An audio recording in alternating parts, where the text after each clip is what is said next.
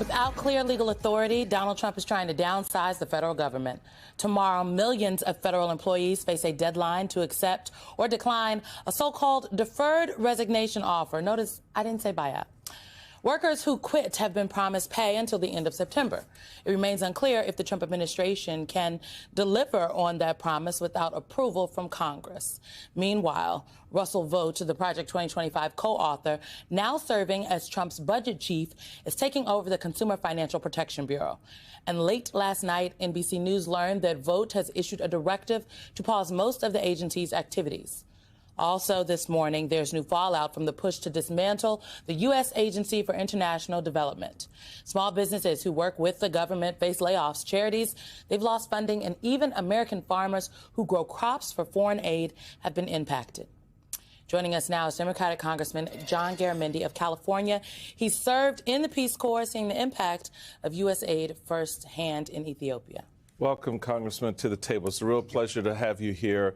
Let's pick up on that part of your personal story and how it translates into what we see today. You and your wife, Patty, met and got involved with the early missions of the Peace Corps and in Ethiopia. But what I would like you to do is give people an appreciation of what that work means and how important USAID is today in that fight. Well, our first involvement with USAID was in 1967. We were Peace Corps volunteers way out in the remote western part of Ethiopia. No electricity, no running water, but USAID came through with a team to do vaccinations for smallpox. And we spent a full month working in the villages in the area doing those vaccinations. Successful. Smallpox is essentially gone, except in just a few very small places around the world. That was the first we had, and then through the years, we've continued to be involved. Patty ran in the Department of Agriculture, the Foreign Service programs, the food programs, and she went to famine camps, refugee camps, Lokachokia in northern Kenya, Ebola outbreak. But the food was provided by USAID, the medical services, USAID, saving lives and providing security here in the United States from a pandemic. In that case, it was Ebola. And right now, Ebola is once again in Kampala, Uganda. USAID was working in those clinics to stop that outbreak. They're not there anymore. Right. So maybe that'll expand. And it's just 15 hours away from Washington, D.C. Yeah. And Somebody gets on a plane and we're here. And we're seeing, Congressman, the impacts of this. There's a headline in Reuters about a Burmese refugee who died after being discharged from a shut U.S.-funded clinic. And then you have the impact here at home, this headline from the Washington Post about how gutting USAID actually threatens billions of dollars for U.S. farms. Quote, purchases and shipments of U.S. food aid worth over $340 million, including rice, wheat, and soybeans, have been paused during Trump's foreign aid freeze. It's according to officials in an email obtained by the Post. My question for you, Congressman, is when Republicans inevitably take a victory lap on this, say that they have cut government waste, what is Democrats' counterpunch? It's not waste. It's an essential American program. It is the soft power. General Mattis, former Secretary of Defense, said it very clearly. He said that if you do away with the soft power, that is USAID, then you better get me a whole lot more bullets. The fact of the matter is, as we pull away from those places where USAID is presently involved, for example, Africa, you can bet that China is right behind. They're going to fill that space, and then they will have the influence. We know, for example, that China wants a port in West Africa. Why? Because they want access to the Atlantic Ocean, the Eastern Atlantic Ocean. How are they going to get it? U.S. pulls out. The aid programs are gone. The country needs help. They'll turn to China. And part of the deal is, OK, you can have a port here. This is a national security issue as well as humanitarian issue. What can Congress do on this? Because this USAID was created by legislation. Yes.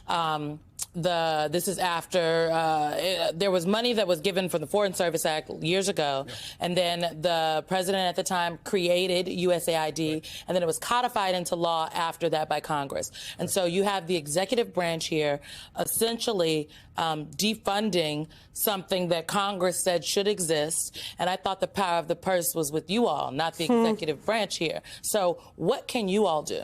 Well, we can push back in every way possible. Go on your show, talk to the American public about what's going on here. You're absolutely correct. USAID was actually created by Kennedy back in the 60s.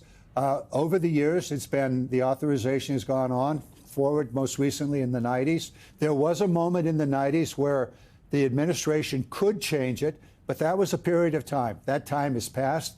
There is no legal authority.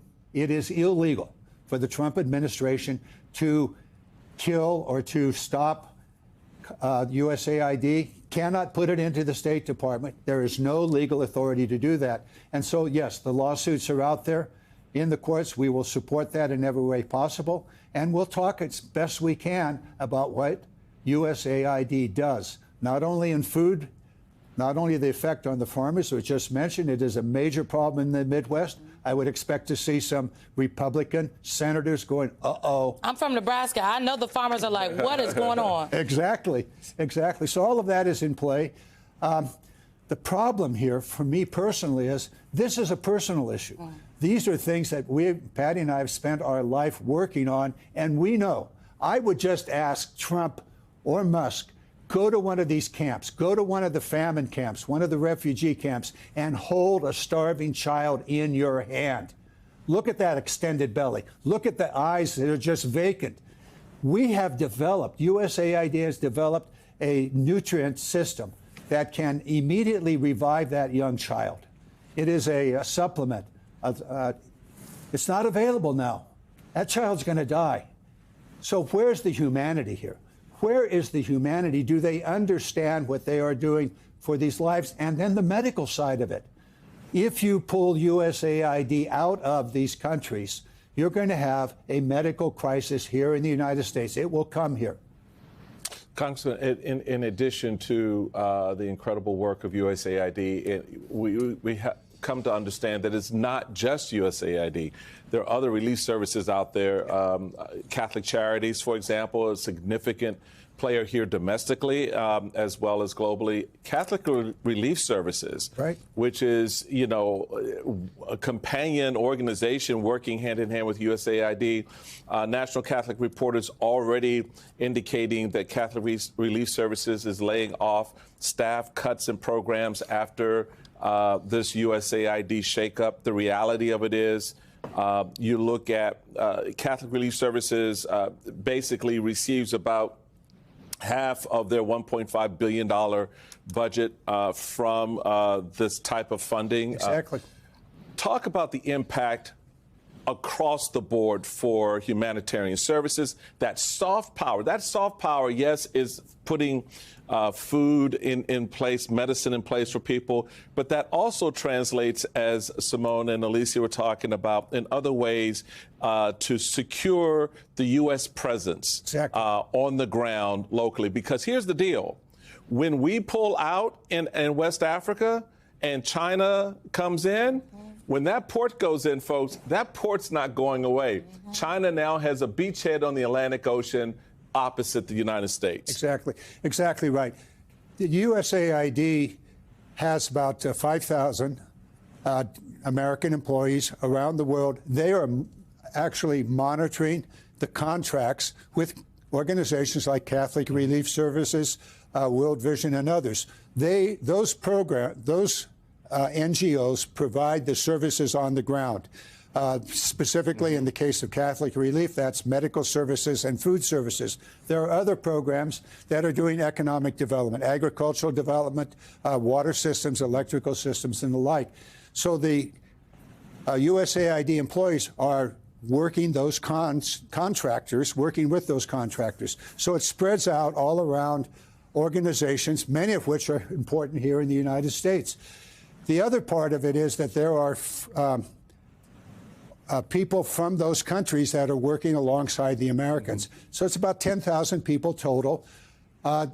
You disband that, there's a vacuum. Yeah. And as you said, somebody's going to come in. It'll be China for sure. We also know that Russia would love to get in as they were before and as they want to be in the future. So in terms of international security issues, USAID provides not only the humanitarian, the economic development services, but it also provides an opportunity for America's presence. We're not there, guaranteed China will be there.